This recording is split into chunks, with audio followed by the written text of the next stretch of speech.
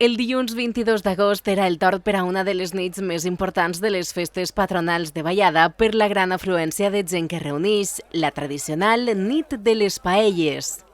La veritat que és la nit que crec que tot el poble disfruta més i estem esperant tot sempre. La nit d'avui sol ser la més gran de les festes i l'anem a disfrutar. Pràcticament tot el poble ix al carrer on s'agrupen famílies senceres, colles d'amics i festers per a gaudir d'aquesta festa entre bon ambient i rialles. Vinguem tots els anys, però és la primera volta que la fem a Llenya. No sabem ni com, però no ens encedia res, per tant, de moment tot bé. Això és un dia molt especial perquè així en Vallada en festes sempre hi ha un dia que fem paelles i fem una paelleta així dalt i després la baixem mai baix, la mengem i després tots de festa. És un dia molt especial perquè, a més, duem 3 anys sense fer-la i, clar, després de 3 anys ja que tot s'ha arreglat i tot això, doncs, estem molt bé. En som 27 i el caldero l'han fet per 30, així que tindrem per menjar lo suficient. Ja duem almenys 5 anys, antes dels 3 anys estos que hem estat parats, fa 5 anys també la vam fer. Tot el món està en harmonia, tinguem així paelletes, hi ha gent que va de torrar, hem preparat la sangrieta, que no ens falte, categoria.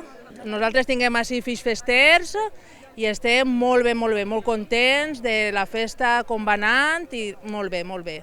Tots preparen els seus millors ingredients per a donar-li el seu toc personal a la paella. Pollastre i conill, pimentonet i la verdureta de l'horta dels pares, de primera mà. I alguna coseta per a beure, no? Pues mira, cervesa darrere d'una altra, una taula darrere una altra, el que toca, les festes. I un whisky! Com veuen, la de les paelles és una nit on els veïns van gaudir d'un bon sopar amb la millor companyia. Jo crec que en veritat estem disfrutant-les molt després de 2 anys en la pandèmia i tot. Jo crec que encara hem anat amb moltes més ganes tots, tot el poble, i estem disfrutant-les moltíssim.